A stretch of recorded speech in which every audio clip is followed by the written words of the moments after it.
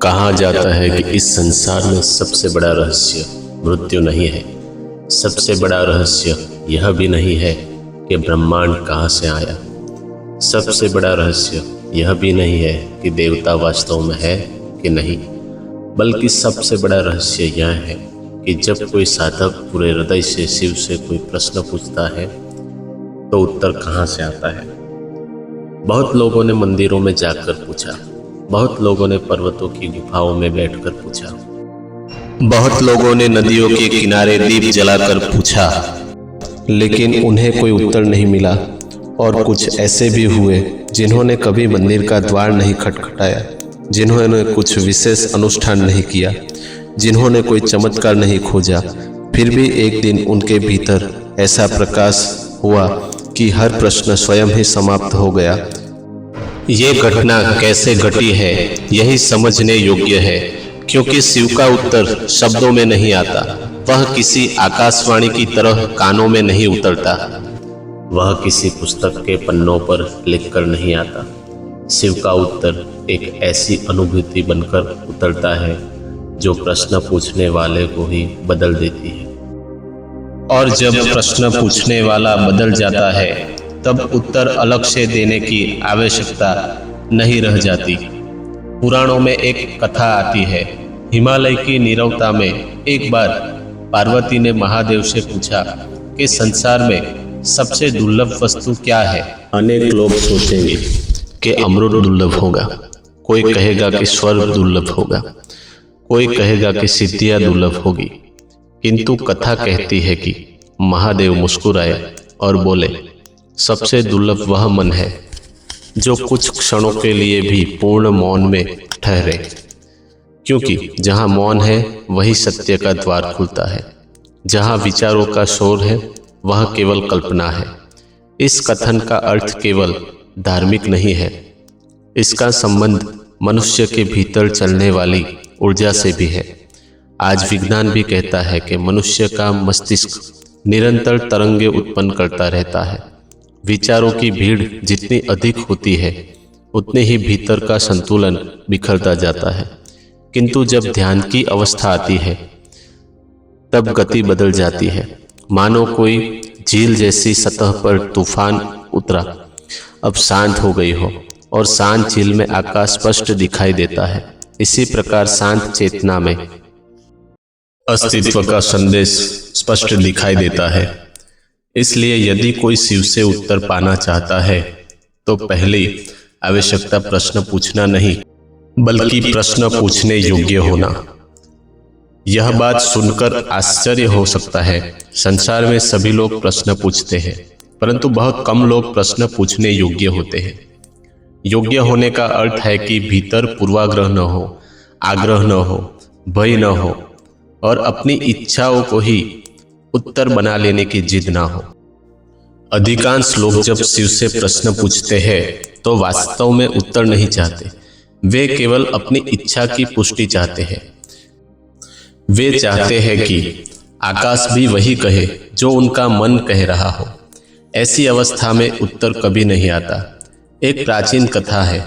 एक ऋषि वर्षों तक तप करते रहे। उन्होंने देवताओं का आह्वान किया, मंत्र जपे, यज्ञ किए। अतः उसे लगा कि अब अवश्य कोई दिव्य उत्तर मिलेगा, किंतु वर्षों बीत गए और कुछ नहीं मिला। निराश होकर एक दिन वो सब छोड़कर नदी के किनारे बैठ गए। पहली बार उन्होंने किसी उत्तर की मांग नहीं की। पहली बार वो केवल बैठे रहे। सूर्यास्त हुआ, पक्षियों का कलरव शांत हुआ, जबकि ध्वनि गूंजती रही। तभी उनके भीतर ऐसा मौन उतरा कि उन्हें लगा मानो पूरा अस्तित्व सांस ले रहा है। उसी क्षण उन्हें वह समझ आ गया जिसकी खोज वह वर्षों से कर रहे थे। उत्तर बाहर से नहीं आया था, उत्तर उसी क्षण प्रकट हुआ जब खोजने वाला शांत हो गया। यही शिव का मार्ग है। शिव किसी व्यक्ति की तरह बैठकर निर्णय नहीं करते हैं किसे उत्तर देना है और किसे नहीं। शिव उस नियम का नाम है जिसके अनुसार मौन में सत्य प्रकट होता है। यही कारण है कि कैलाश का रहस्य केवल भौगोलिक नहीं है, वास्तविक कैलाश भीतर है। बाहरी कैलाश तक हजारों लोग पहुंचते हैं, परंतु आंतरिक कैलाश पर बहुत कम लोग पहुंचते हैं। आंतरिक कैलाश वह अवस्था है जहां विचारों की बर्फ जमी रहती है, जहां इच्छाओं का तूफान थम जाता है, जहां अहंकार की आग बुझ जाती है। तब चेतना का शिखर दिखाई देता है और वहीं से उत्तर आने लगते हैं। जब प्राचीन योगी कहते थे कि शिव से संवाद करो, तो उनका अर्थ यही था कि अपने भीतर के उस शिखर तक पहुंचो जहां से अस्तित्व स्वयं बोलता है। ब्रह्मांड का प्रत्येक तारा, प्रत्येक ग्रह, प्रत्येक धूलगण एक अदृश्य व्यवस्था में बंधा हुआ है। विज्ञान इसे नियम कहता है, अध्यात्म इसे जत कहता है।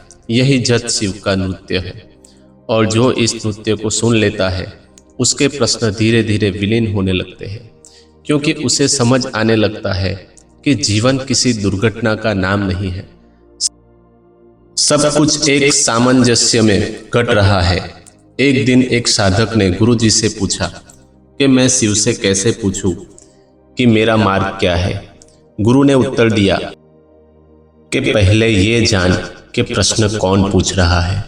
यदि भय पूछ रहा है तो उत्तर भ्रम होगा, यदि लालच पूछ रहा है तो उत्तर कल्पना होगा, यदि अहंकार पूछ रहा है तो उत्तर केवल प्रतिध्वनि होगा। किंतु यदि मौन पूछ रहा है, यदि प्रेम पूछ रहा है, यदि शुद्ध जिज्ञासा पूछ रहा है, तब उत्तर सत्य होगा। इसलिए साधना का प्रथम चरण प्रश्न नहीं बल्कि शुद्धि है। मन की शुद्धि, दृष्टि की शुद्धि, भाव की शुद्धि। जब ये शुद्धि आती है तब साधक अनुभव करता है कि कभी कभी बिना पूछे भी उत्तर मिलने लगते हैं। जैसे कोई अदृश्य हाथ जीवन की दिशा दिखा रहा हो, जैसे घटनाओं स्वयं संकेत बन रही हो, जैसे स्वप्नों में कोई प्रतीक उतर रहा हो, जैसे अचानक किसी साधारण वाक्यों में गहरा अर्थ दिखाई देने लगे।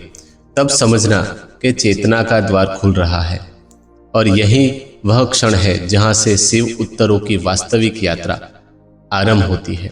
जिस दिन साधक को यह अनुभव होने लगता है कि जीवन केवल घटनाओं का क्रम नहीं बल्कि संकेतों की एक जीवित धारा है, उसी दिन उसकी यात्रा एक नए आयाम में प्रवेश कर जाती है। तब वह समझने लगता है कि शिव से उत्तर पाने की विधि किसी मंत्र, किसी कर्मकांड या किसी बाहरी चमत्कार में नहीं छिपी है, बल्कि उस क्षमता में छिपी है जिसमें मनुष्य उस संकेतों को पढ़ सके। अस्तित्व निरंतर बोल रहा है, पर सुनने वाला कान दुर्लभ है। आकार निरंतर संदेश दे रहा है, पर ग्रहण करने वाला हृदय दुर्लभ है। सूर्य प्रतिदिन उगता है, फूल प्रतिदिन खिलता है, नदियां प्रतिदिन बहती है, पर जो उनके मौन उपदेश को सुनने वह विरला है। प्राचीन काल में एक कथा कही जाती थी कि एक साधक कैलाश की ओर चला। उसके मन में असंख्य प्रश्न थे। वह जानना चाहता था कि उसका भविष्य क्या है, उसका धर्म क्या है, उसका कर्तव्य क्या है और परम सत्य क्या है। वर्षों की यात्रा के बाद वह एक वृद्ध तपस्वी के पास पहुंचा। उसने कहा, मैं शिव से अपने प्रश्नों का उत्तर चाहता हूं। तपस्वी ने उसे देखा और कहा, 3 दिन इस पर्वत पर अकेला बैठ जा और फिर लौट जा। साधक को लगा कि शायद कोई गुप्त मंत्र मिलेगा, कोई अद्भुत साधना मिलेगी, किंतु उसे केवल मौन मिला। पहले दिन उसके भीतर विचारों का तूफान उठा, दूसरे दिन पुरानी स्मृतियां उभरने लगी, तीसरे दिन भय और अकेलापन सामने आए। जब वह लौट कर आया तो तपस्वी ने पूछा कि क्या उत्तर मिला। साधक ने कहा, नहीं, केवल अपने मन का शोर दिखाई दिया। तपस्वी मुस्कुराया और बोला, यही पहला उत्तर है। जब तक मन का शोर दिखाई नहीं देता तब तक सत्य का संगीत नहीं सुनाई देता। यह कथा केवल कहानी नहीं, चेतना का नियम है। मनुष्य अपने विचारों को ही स्वयं समझ बैठता है, किंतु विचार वह नहीं है जो मनुष्य है। विचार तो बादलों की तरह आते जाते हैं। जो उन्हें देख रहा है वही वास्तविक सत्य है। जब साधक पहली बार इसे देखने वालों को पहचानता है, तब शिव के द्वार पर उसका पहला कदम पड़ता है। उपनिषदों में कहा गया है कि दो पक्षी एक ही वृक्ष पर बैठे हैं। एक पक्षी फल खाता है और दूसरा केवल देखता है। फल खाने वाला मन है, देखने वाला आत्मा है, और जो देखने वाला जाग जाता है तब जीवन की दिशा बदल जाती है। विज्ञान भी एक अद्भुत तथ्य बताता है। जब मनुष्य किसी समस्या पर अत्यधिक बल लगाता है तो कई बार समाधान नहीं मिलता, किंतु जब वह शांत हो जाता है, विश्राम करता है, ध्यान मग्न होता है, तब अचानक उत्तर प्रकट हो जाता है। अनेक वैज्ञानिक खोजें इसी प्रकार जन्मी है। मानव चेतना का कोई गहरा स्तर है जो सक्रिय हो जाता है। यही कारण है कि प्राचीन ध्यान को ज्ञान का द्वार कहते हैं।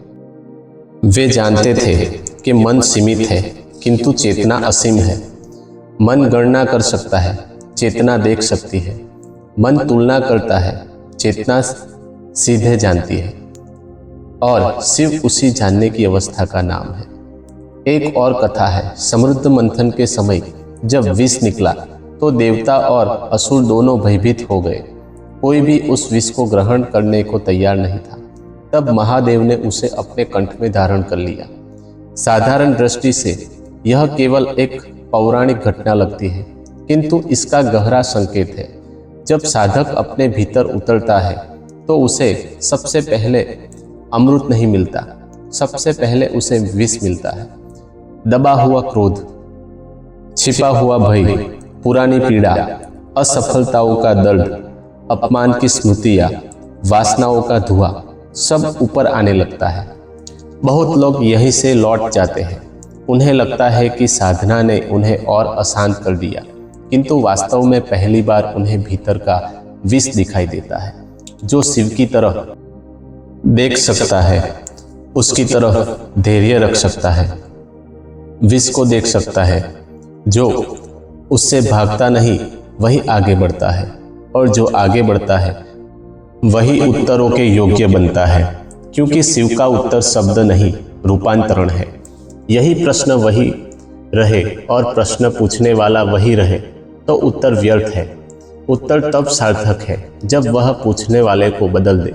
इतिहास में ऐसे अनेक क्षण आए जब किसी एक व्यक्ति की चेतना जागी और उसका हजारों वर्षों तक फैल गया। एक राजकुमार ने वृद्धावस्था, रोग और मृत्यु देखा और उसके भीतर ऐसा प्रश्न जगा कि पूरा जीवन बदल गया। एक अन्य साधक ने वृक्ष के नीचे बैठकर संकल्प लिया कि सत्य जाने बिना नहीं उठेगा। किसी जंगलों में भटककर नहीं, बल्कि गहन मौन में बैठकर उत्तर पाया। इन सभी घटनाओं का सार एक ही है, सत्य बाहर नहीं मिला, भीतर प्रकट हुआ। इसलिए अगर शिव को कोई प्रश्न पूछो तो अपने भीतर स्थान बनाओ। जब पात्र में पहले से गंदा जल भरा हो तो उसमें गंगा जल नहीं ठहर सकता। उसी प्रकार जिस मन में निरंतर शोर हो उसमें उत्तर टिक नहीं सकता। रात में जब संसार सो जाए तो कुछ क्षण शांत बैठो, अपने प्रश्नों को भीतर रखो, किंतु उसके पीछे मत भागो। उसे आकाश में छोड़े गए दीपक की तरह छोड़ दो, फिर केवल साक्षी बनो। श्वास आती जाए, जाती जाए, विचार उठे गिरे, स्मृतियाँ आए जाए, तुम केवल देखो। धीरे धीरे तुम्हें अनुभव होगा कि प्रश्न का भार कम हो रहा है, और एक दिन ऐसा भी आ सकता है जब प्रश्न स्वयं समाप्त हो जाए। तब जब शेष बचेगा वही उत्तर होगा, क्योंकि शिव का उत्तर कई बार प्रश्नों का समाधान नहीं करता, वह प्रश्न करने वालों की जड़ ही बदल देता है। जैसे सूर्योदय होने पर अंधकार को ही कहीं भेजना नहीं पड़ता, वैसे ही जागरूकता आने पर अनेक प्रश्न स्वयं मिट जाते हैं। तब साधक समझता है कि वह जिस उत्तर की खोज कर रहा था वह हमेशा से उसके भीतर उपस्थित था। उसे केवल धूल हटानी थी, उसे केवल मौन को पहचानना था, उसे केवल उस साक्षी को जागृत करना था जो जन्म से पहले भी था और मृत्यु के बाद भी रहेगा। और जब ये अनुभव गहराने लगता है तब शिव कोई दूर बैठे देवता नहीं रहते। तब प्रत्येक श्वास में उसका स्पर्श महसूस होने लगता है, प्रत्येक मौन में उनका संदेश सुनाई देने लगता है, प्रत्येक धड़कन में उनका नृत्य दिखाई देने लगता है। और साधक की यात्रा एक ऐसे रहस्य की ओर पहुंच जाती है जहां से उत्तर और प्रश्न दोनों धीरे धीरे विलीन होने लगते हैं और केवल चेतना का अथाह आकाश शेष रह जाता है। और जब साधक उस अवस्था के निकट पहुंचने लगता है जहां प्रश्न और उत्तर दोनों की सीमाएं धुंधली होने लगती है, तब उसकी चेतना एक ऐसे क्षेत्र में प्रवेश करती है जिसे प्राचीन ऋषियों ने द्रव्या प्रज्ञा कहा है। वह अवस्था है जहां ज्ञान पुस्तकों से नहीं आता, स्मृति से नहीं आता, तर्क से नहीं आता, बल्कि अस्तित्व के हृदय से सीधे प्रकट होता है। यह सुनने में रहस्यपूर्ण लगा, किंतु जीवन के गहरे क्षणों में प्रत्येक मनुष्य ने इसकी झलक किसी न किसी रूप में पाई है। कभी अचानक कोई सत्य भीतर उतर आता है, कभी किसी साधारण घटना में असाधारण घटना दिखाई देने लगता है, कभी कोई निर्णय बिना संघर्ष के स्पष्ट हो जाता है। ऐसे क्षणों में मन नहीं बोलता, कुछ और बोलता है। वही कुछ और शिव का क्षेत्र है। उसी क्षेत्र में प्रवेश करने की कला ही वास्तविक साधना है। प्राचीन काल में हिमालय के निर्जीव प्रदेशों में एक कथा कही जाती थी। एक युवक वर्षों तक तपस्या करता रहा। वह चाहता था कि स्वयं महादेव उसके सामने प्रकट हो। उसने कठिन व्रत किए, उपवास किए, शरीर को कष्ट दिए, परंतु वर्षों बाद भी कुछ नहीं हुआ। अंततः वह निराश होकर एक दिन नदी के किनारे बैठ गया और रोने लगा। उसने कहा, तुम हो तो प्रकट क्यों नहीं होते? तभी उसके पीछे बैठे एक वृद्ध साधु ने कहा, जिसे तुम देखना चाहते हो उसे देखने वाला कौन है? यह वक्त चौंका। उसने पीछे मुड़कर देखा। साधु मुस्कुराया। उन्होंने कहा, तुम शिव को वस्तु की तरह खोज रहे हो, इसलिए नहीं मिल रहे हैं। शिव देखने वाले की शुद्धतम अवस्था है। ये सुनते ही युवक मौन हो गया। उसने पहली बार खोज छोड़कर भीतर देखना आरंभ किया। कथा कहती है कि उसी क्षण उसकी साधना की वास्तविक शुरुआत हुई। यही मनुष्य की सबसे बड़ी भूल है। वह शिव को किसी आकृति में सीमित कर देता है। आकृति पूजनीय हो सकती है, प्रतीक हो सकती है, मार्गदर्शक हो सकती है, परंतु शिव का अंतिम स्वरूप किसी आकार में बंधा नहीं है। वह चेतना का अनंत आकाश है। इसलिए कोई साधक अपने प्रश्न का उत्तर चाहता है तो उसे पहले यह समझना होता है कि उत्तर किसी आवाज के रूप में भी आ सकता है, किसी अनुभूति के रूप में भी आ सकता है, किसी घटना के रूप में भी आ सकता है, किसी स्वप्न के रूप में भी, और कई बार गहरे मौन रूप में भी आ सकता है। एक बीज जब धरती में डाला जाता है तो वह तुरंत वृक्ष नहीं बनता। पहले वह मिट्टी के अंधकार में खो जाता है, किंतु किसी अंधकार के रूपांतरण चल रहा होता है। साधक का प्रश्न भी ऐसा ही है। यही उसे धैर्यपूर्वक मौन की भूमि में रखा जाए तो वह भीतर रूपांतरित होता है। फिर एक दिन उत्तर अंकुर की तरह फूट पड़ता है, परंतु जो हर क्षण बीज को खोदकर देखने लगे कि अंकुर निकला है या नहीं, उसे कभी वृक्ष नहीं मिलेगा। इसी कारण धैर्य साधना का अनिवार्य अंग है। आज का मनुष्य शीघ्र ही परिणाम चाहता है। वह चाहता है कि अभी प्रश्न पूछिए और अभी उत्तर मिल जाए, परंतु चेतना की यात्रा घड़ी की सुइयों की तरह नहीं चलती। वह ऋतुओं की तरह चलती है। जैसे वसंत का अपना समय है, वर्षा का अपना समय है, वैसे ही उत्तर का भी अपना समय है। जब भीतर पात्रता बनती है तब उत्तर उतरता है। पुराणों ने अत्यंत गहरी कथा आती है। मार्कंडेय नामक बालक की आयु बहुत कम थी, मृत्यु निश्चित थी, किंतु उसने भय के सामने झुकने के स्थान पर उसने शिव की शरण ली।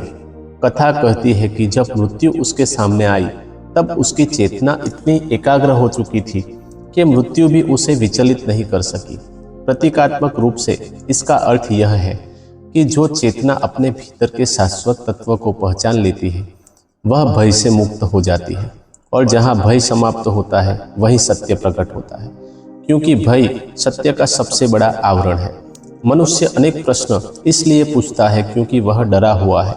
उसे भविष्य का भय है, असफलता का भय है, अकेलेपन का भय है, मृत्यु का भय है। परंतु भय पिघलने लगता है तब प्रश्नों का स्वरूप बदल जाता है। तब वह यह नहीं पूछता मेरे साथ क्या होगा, कि ये पूछता है कि मैं वास्तव में कौन हूँ। और यही प्रश्न उसे शिव के सबसे निकट ले आता है। विज्ञान के क्षेत्र में भी जितनी महान खोजें हुई है, उनके पीछे केवल जानकारी नहीं थी, गहरी जिज्ञासा थी। जिज्ञासा और भय में बहुत अंतर है। भय उत्तर चाहता है ताकि सुरक्षित महसूस कर सके, जिज्ञासा उत्तर चाहती है ताकि सत्य को जान सके। भय बंद करता है, जिज्ञासा खुलती है। इसलिए जब तुम शिव से प्रश्न करो तो पहले अपने भीतर देखो कि प्रश्न भय से आ रहा है या जिज्ञासा से। यदि वह भय से आ रहा है तो उसे समझो, यदि वह जिज्ञासा से आ रहा है तो उसे मौन में छोड़ दो। फिर प्रतीक्षा करो। प्रतीक्षा साधना है। प्रतीक्षा वह अग्नि है जिसमें अधैर्य जलता है। प्रतीक्षा वह नदी है जिसमें अहंकार बह जाता है। प्रतीक्षा वह रात्रि है जिसके बाद ज्ञान का सूर्य उदित होता है। तब साधक को दिखाई देने लगता है कि जीवन में कुछ भी आकस्मिक नहीं था। जिन घटनाओं को वह दुर्भाग्य समझता था वे भी किसी गहरे पाठ का भाग थी। जिन लोगों को वह बाधा समझता था वे भी किसी छिपे हुए विकास के साधन थे।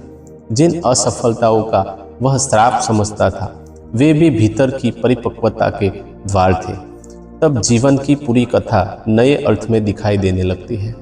तब उसे अनुभव होने लगता है कि शिव उत्तर देकर मार्ग नहीं दिखाते, वे दृष्टि देकर मार्ग दिखाते हैं। क्योंकि जब दृष्टि बदल जाती है तब संसार बदल जाता है। वही आकाश, वही नदी, वही जीवन अचानक नए प्रकाश में दिखाई देने लगते हैं। और इसी परिवर्तन के बीच साधक को पहली बार यह अनुभव होने लगता है कि शायद शिव कहीं बाहर नहीं बल्कि प्रत्येक क्षण में उपस्थित है। प्रत्येक श्वास में, प्रत्येक मौन में, प्रत्येक धड़कन में, प्रत्येक कण में। तब वह केवल उत्तर पाने वाली नहीं रहता, वह स्वयं उत्तर का माध्यम बनने लगता है।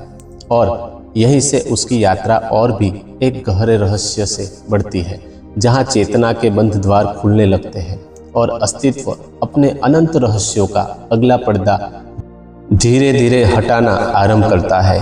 और जब चेतना के बंध द्वार एक एक करके खुलने लगते हैं तब साधक एक ऐसे अनुभव के निकट पहुंचता है जिसे शब्दों में बांधना लगभग असंभव है, क्योंकि शब्द हमेशा सीमित होते हैं और सत्य असीम। शब्द किनारों की तरह होता है और सत्य महासागर की तरह। फिर भी प्राचीन ऋषियों ने, सिद्धों ने, योगियों ने और मुनियों ने अपने अनुभवों में और कथाओं, प्रतीकों और संकेतों के माध्यम से व्यक्त करने का प्रयास किया ताकि आने वाली पीढ़ियां उस दिशा की झलक पा सके।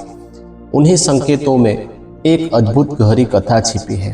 कहा जाता है कि एक समय देवर्षि नारद के मन में यह प्रश्न उठा कि संसार में सबसे बड़ा भक्त कौन है। उन्हें विश्वास था कि वे स्वयं ही इस उत्तर के अधिकारी हैं, क्योंकि वे निरंतर ईश्वर का नाम स्मरण करते थे। किंतु उन्होंने दिव्य सत्ता से यह प्रश्न किया तो उन्हें एक साधारण किसान का नाम बताया गया। उन्हें आश्चर्य हुआ। वे उस किसान को देखने पहुंचे। उन्होंने पाया कि किसान दिन भर खेतों में काम करता, पारिवारिक देखभाल करता है और केवल कुछ ही बार भगवान का स्मरण करता है। नारद के मन में संशय उत्पन्न हुआ। तब उन्हें एक पात्र में तेल भरकर दिया गया और कहा गया कि पूरे नगर की परिक्रमा करो, किंतु एक बूंद भी नीचे ना गिरे। वे सावधानी से चले और लौट आए। उनसे पूछा गया, परिक्रमा करते समय कितनी बार भगवान का स्मरण किया? नारद ने कहा, ध्यान तो पूरे समय तेल पर था। तब उत्तर मिला, वह किसान हजारों कार्यों के बीच भी स्मरण कर लेता है, इसलिए उसका हृदय अधिक निकट है। इस कथा का गहरा अर्थ है, शिव से उत्तर पाने की विधि संसार छोड़ने में नहीं बल्कि संसार के बीच जागने में है। यदि मौन केवल गुफा में मिले और बाजार में खो जाए तो वह अभी पूर्ण नहीं हुआ।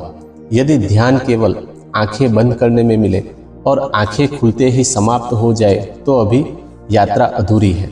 वास्तविक साधना तब है जब भीतर की शांति परिस्थितियों पर निर्भर न रहे, जब सुख आए तो साक्षी बने, जब दुख आए तो भी साक्षी बने रहो, जब प्रशंसा मिले तो भी भीतर संतुलन बनाए रहो, जब निंदा मिले तो भी भीतर का आकाश विचलित न हो। यही वह भूमि है जहाँ शिव के उत्तर स्पष्ट मिले, क्योंकि अस्तित्व का संदेश केवल ध्यान की मुद्रा में नहीं आता, वह जीवन के हर क्षण में आता है। कभी किसी बच्चे की हंसी में, कभी किसी वृद्ध की आंखों में, कभी किसी नदी के प्रवाह में, तो कभी किसी टूटन में, कभी किसी मिलन में। जो जाग गया उसके लिए पूरा जीवन शास्त्र बन जाता है, जो सोया है उसके लिए हजारों शास्त्र भी पर्याप्त नहीं। प्राचीन तंत्र परंपराओं में कहा गया है कि मनुष्य के भीतर अनेक स्तर हैं। सतह पर विचार है, उनके नीचे भावनाएं हैं, उनके नीचे संस्कार है, और उनसे भी गहरे एक मौन केंद्र है। अधिकांश लोग सतह पर ही जीते हैं, इसलिए उनका जीवन प्रतिक्रिया में बीत जाता है। कोई कुछ कह दे तो क्रोध आ जाता है, कोई प्रशंसा कर दे तो अहंकार जाग जाता है। वह भीतर के केंद्र तक कभी पहुंच ही नहीं पाते। किंतु साधक धीरे धीरे भीतर उतरता है। वह अपने विचारों को देखता है, अपनी इच्छाओं को देखता है, अपने भय को देखता है। देखने की यह प्रक्रिया ही रूपांतरण है। जिस क्षण कोई चीज पूरी जागरूकता में देखी जाती है, उसी क्षण उसका बंधन ढीला पड़ने लगता है। यही कारण है कि ध्यान को अग्नि कहा गया है। यह ऐसी अग्नि है जो वस्तुओं को नहीं, अज्ञान को जलाती है। यह ऐसी ज्योति है जो बाहर नहीं, भीतर प्रकाश करती है। विज्ञान आज कहता है कि ब्रह्मांड का अधिकांश भाग अदृश्य है। जो दिखाई देता है वह केवल छोटा सा अंश है। अध्यात्म हजारों वर्षों से यही कहता आया है कि जो दिखाई देता है वह केवल सतह है। वास्तविकता उससे कई अधिक विशाल है। जैसे समुद्र की सतह पर लहरें दिखाई देती है, पर गहराई में मौन होता है, वैसे ही मन की सतह पर विचार दिखाई देता है, पर चेतना की गहराई पर मौन होता है।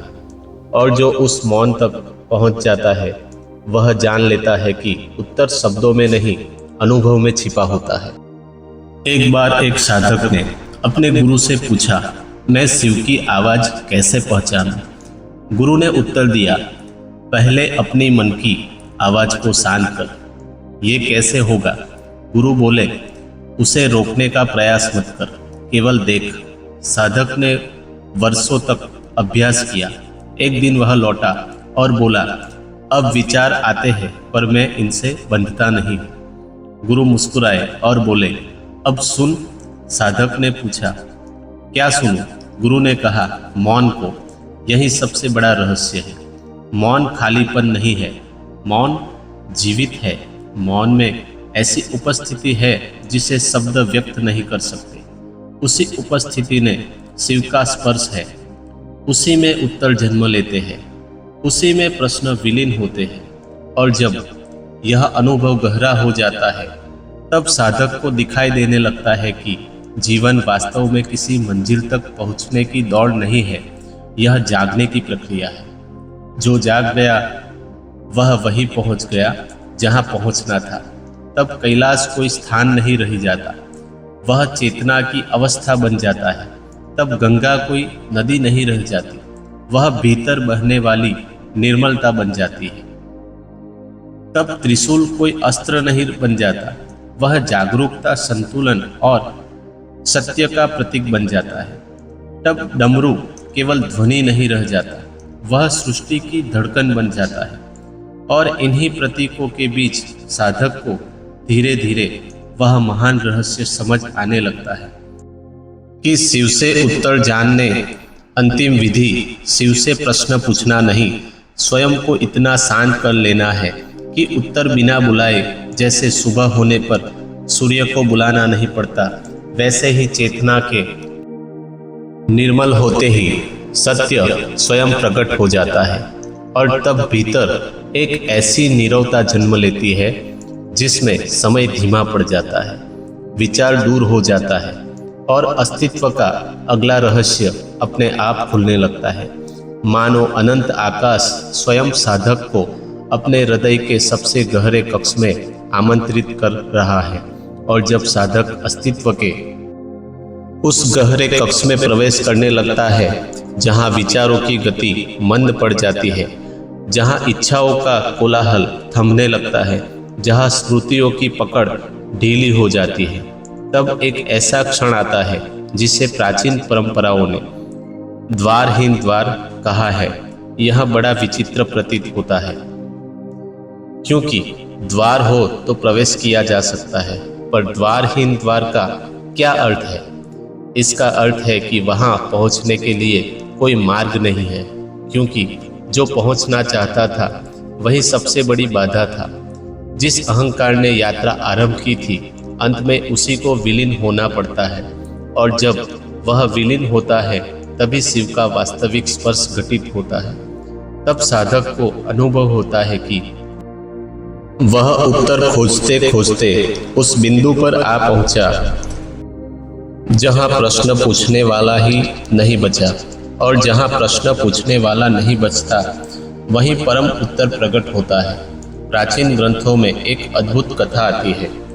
भृंगी नामक एक तपस्वी केवल शिव की उपासना करता था। वह शक्ति को स्वीकार नहीं करता था। उसे लगता था केवल शिव ही पर्याप्त है, किंतु एक दिन उसे यह बोध कराया गया कि शिव और शक्ति अलग नहीं है, चेतना और ऊर्जा अलग नहीं है, मौन और सृष्टि अलग नहीं है। जैसे अग्नि और उसकी उष्मा अलग नहीं हो सकती, वैसे ही शिव और शक्ति अलग नहीं हो सकती। इस कथा का रहस्य अत्यंत गहरा है। जब तक मनुष्य जीवन को टुकड़ों में देखता है, वह उत्तरों को भी टुकड़ों में खोजता है। वह सुख चाहता है, दुख नहीं, प्रकाश चाहता है, अंधकार नहीं, सफलता चाहता है, असफलता नहीं, किंतु अस्तित्व द्वंद्वों से बना है।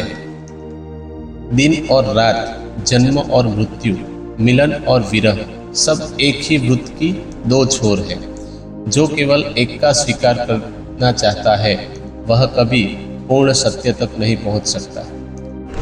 शिव से उत्तर पाने का अर्थ है संपूर्णता को स्वीकार करना। जो है उसे जैसा है वैसा देखने की क्षमता, बिना विरोध, बिना चयन, बिना भागने की इच्छा के। और जब ये स्वीकृति जन्म लेती है, तब भीतर एक अद्भुत शांति उतरती है। ये शांति किसी उपलब्धि की नहीं होती, ये शांति समझ की होती है। तब साधक को पहली बार दिखाई देता है कि जीवन में जो कुछ भी घटा वो व्यर्थ नहीं था। प्रत्येक आंसू ने कुछ सिखाया, प्रत्येक टूटन ने कुछ खोला, प्रत्येक प्रतीक्षा ने कुछ परिपक्व किया। यहाँ तक कि जिन क्षणों को वह अंधकार समझता था, वही उसके भीतर प्रकाश के लिए स्थान बना रहे हैं। विज्ञान हमें बताता है कि तारों का जन्म भी बादलों में अंधकार में होता है। सबसे उज्जवल प्रकाश भी गहरे अंधकार की पोक से निकलता है। अध्यात्म भी यही कहता है, जो अपने अंधकार को देखने का साहस करता है, वही प्रकाश को जान सकता है। जो अपनी सीमाओं को स्वीकार करता है, वही असीमता का अनुभव कर सकता है। इसलिए शिव का मार्ग संघर्ष का नहीं, जागरूकता का मार्ग है। ये किसी विचारधारा को मान लेने का मार्ग नहीं है, बल्कि स्वयं देखने का मार्ग है। एक प्राचीन कथा में कहा गया है कि एक शिष्य वर्षों तक अपने गुरु से पूछता रहा, सत्य क्या है? गुरु हर बार मुस्कुरा देते हैं। एक दिन शिष्य थक गया, उसने पूछना छोड़ दिया। वो नदी के किनारे बैठ गया। जल बह रहा था, हवा चल रही थी, सूर्य अस्त हो रहा था, पक्षियों का कलरव धीरे धीरे मौन में विलीन हो रहा था। और अचानक बिना किसी कारण के उसके भीतर कुछ टूट गया। नहीं, सही शब्द यह होगा कि कुछ खुल गया। वह रोने लगा, किंतु दुख से नहीं। वह हंसने लगा, किंतु किसी कारण से नहीं। उसे लगा कि पूरा अस्तित्व एक ही श्वास में धड़क रहा है। उसी क्षण उसे समझ आया कि गुरु उत्तर इसलिए नहीं देते थे क्योंकि उत्तर शब्द नहीं था, उत्तर अनुभव का था, उत्तर रोना था, उत्तर जागना था। यही अंतिम रहस्य है। शिव से उत्तर पाने की सर्वोच्च विधि कोई विशेष क्रिया नहीं है, बल्कि स्वयं को इतना निर्मल कर लेना है कि जीवन स्वयं उत्तर बन जाए। तब किसी मंदिर में जाने की आवश्यकता नहीं रहती, क्योंकि हर दिशा मंदिर बन जाती है। किसी विशेष मूर्ति की आवश्यकता नहीं रहती, क्योंकि प्रत्येक चेहरा उसी चेतना का प्रतिबिंब दिखाई देता है। किसी विशेष क्षण की प्रतीक्षा नहीं रहती, क्योंकि हर क्षण पवित्र हो जाती है। तब साधक को अनुभव होता है कि वह कभी शिव से अलग था ही नहीं। अलगाव केवल अज्ञान का भ्रम था। जैसे लहर स्वयं को समुद्र से अलग समझ ले, वैसे ही मनुष्य स्वयं को अस्तित्व से अलग समझ बैठता है। किंतु जब जागरण आता है, तब वह देखता है कि वह सदा से उसी महासागर का भाग था। इसी बोध को मुक्ति कहा गया है, इसी को कैवल्य कहा गया है, इसी को परम शांति कहा गया है। और यही वह बिंदु है जहाँ सभी प्रश्न समाप्त हो जाते हैं, क्योंकि जानने के लिए कुछ शेष नहीं रहता। जानने वाला, ज्ञेय और ज्ञान तीनों एक हो जाते हैं। समय मानो ठहर जाता है। भीतर एक ऐसी नीरवता फैल जाती है जो शब्दों से परे है। कोई भी ध्वनि नहीं, फिर भी संगीत है। कोई भी आकृति नहीं, फिर भी उपस्थिति है। कोई उत्तर नहीं, फिर भी पूर्ण तृप्ति है। और उस अथाग मौन में साधक अनुभव करता है कि शिव कभी बोलते नहीं, फिर भी सदा बोल रहे हैं। वे कभी दिखाई नहीं देते, फिर भी हर क्षण में उपस्थित है। दोस्तों, जब भी जीवन में कठिन परिस्थिति आए तो यह वीडियो एक बार जरूर सुन लीजिएगा। महादेव अवश्य आपको ताकत देंगे। हर हर महादेव। Thank you.